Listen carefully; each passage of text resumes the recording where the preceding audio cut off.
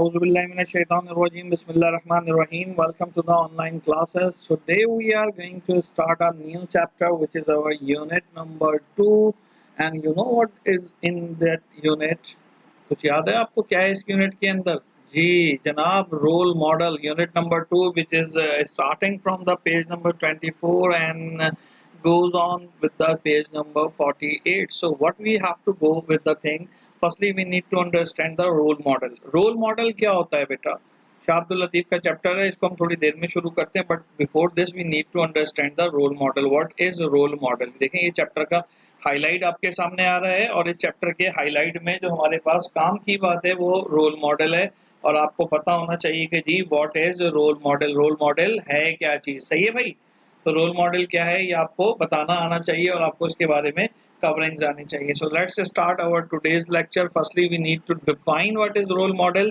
Then we are going to start the chapter unit study and the reading comprehension. The objective of this lesson is the same as that of the previous unit number 1. What we need to do, what we have to do about the things, the 2.1 reading segment covering the different reading strategies. What is actually demanded or the required? There are the few things.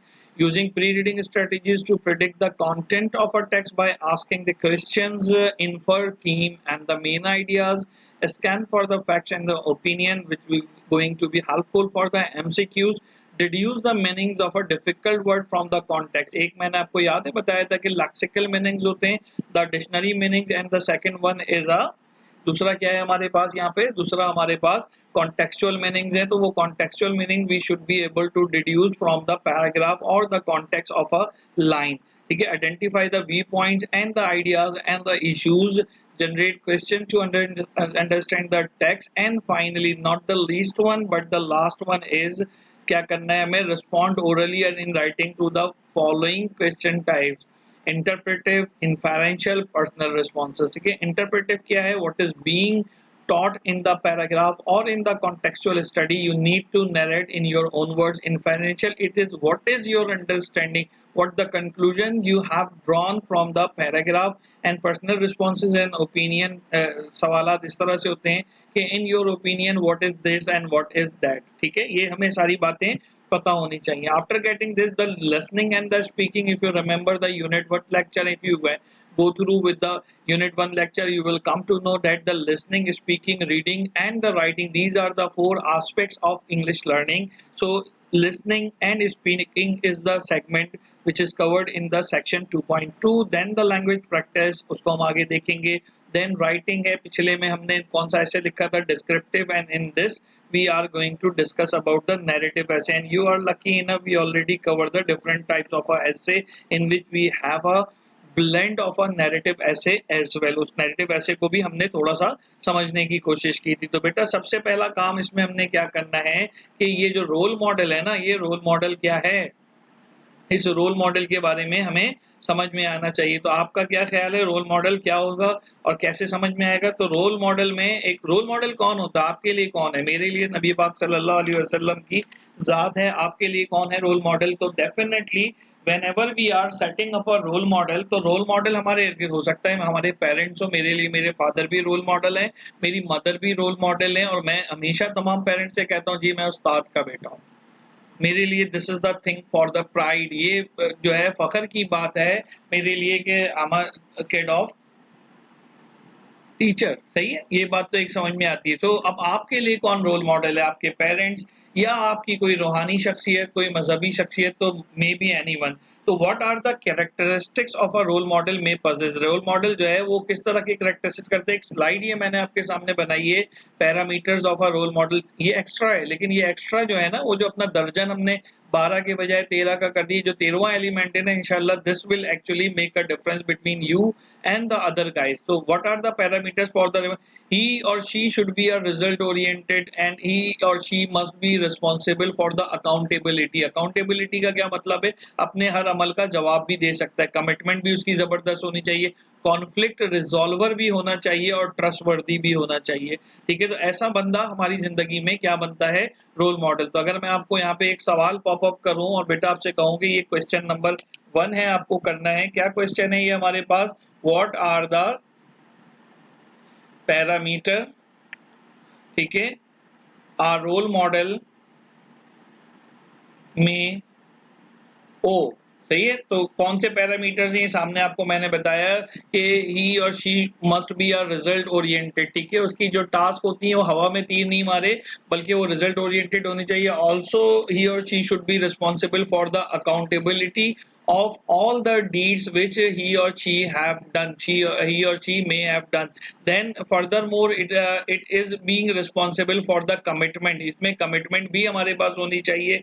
और commitment के बाद उसकी commitment नहीं पूरी होगी, जैसे नबी पाक सल्लल्लाहु अलैहि वसल्लम की ज़ात है सादिक और अमीन, तो उनकी कमिटमेंट को उन कुफ़ार, उनके दुश्मन भी मानते थे कि जी ये कमिटमेंट है और ये कमिटमेंट लेवल हमारा इसी तरीके से एक्सेप्टेबल होना चाहिए। फर्दर मोर ही और she must be the conflict resolver, conflict यानी जब भी कोई इख्तलाफ आ जाए तो उसको रिजॉल्व करने के लिए हम अपने रोल मॉडल की तरफ देखते हैं। And further in the last he और she should be a trustworthy होना चाहिए, नहीं उसकी हर बात पे मनोअन हम जो है क्या कहते हैं भरोसा करें, मनोअन बिलीव करें। And this is what the important thing about the role model. तो अब आप सोच के मुझे बताइएगा who is your role model and write a descriptive essay. अब यहाँ पे एक काम और मैं दे रहा हूँ इसी के अंदर कि क्वेश्चन नंबर जो है 2 है हमारे पास, और डिस्क्रिप्टिव आपको पता है पर्सनालिटीज के मुतालिक होता है। अगर नहीं याद है तो आपको यूनिट नंबर 1 में मैंने डिस्क्रिप्टिव ऐसे पे 2 लेक्चर्स किए हैं, तो उसको आपने लिखना है राइट अच्छा राइट का डब्ल्यू छोटा हो गया,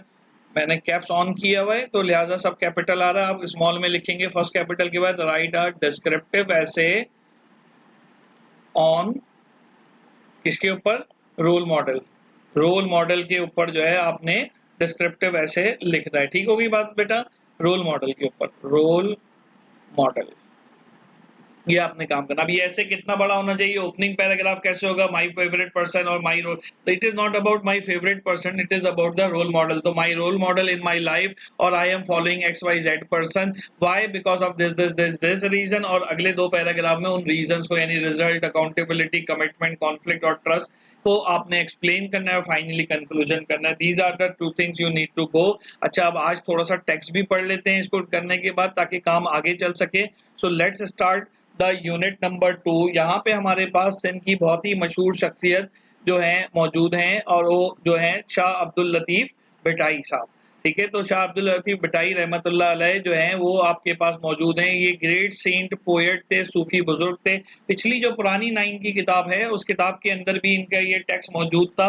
इसको थोड़ा सा हम पढ़ते हैं पैराग्राफ को, ताकि रीडिंग्स भी होती चली जाए और प्री रीडिंग अपने आप से जो है सवाल करने हैं। Who is your favourite poet, may be Allama Iqbal जो कि हमारे नेशनल पोएट हैं वो आपके फेवरेट हो, तो देन वाई, ठीक है।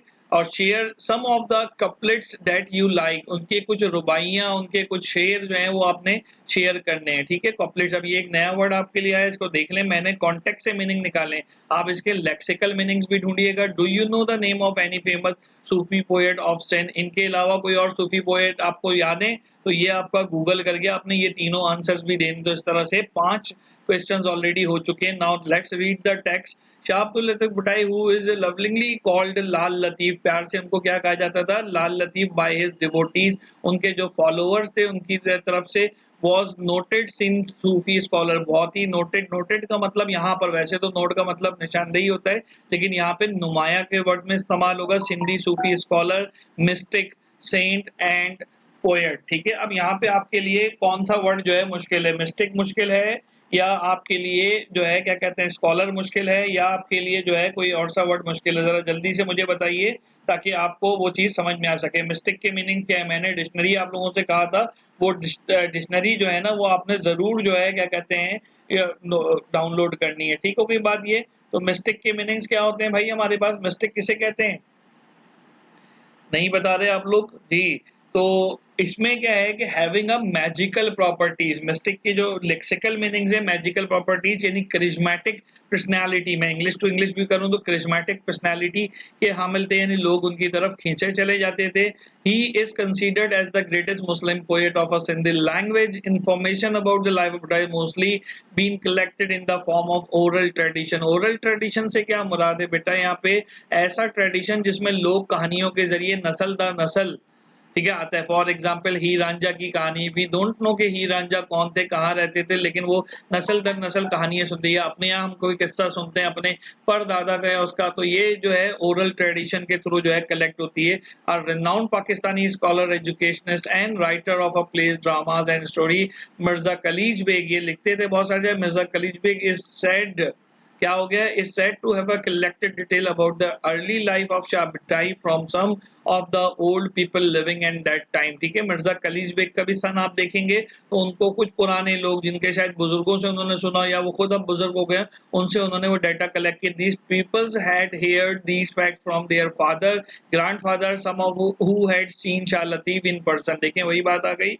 And had even spoken to him, और उनसे के बात करने का भी इत्तफाक हुआ।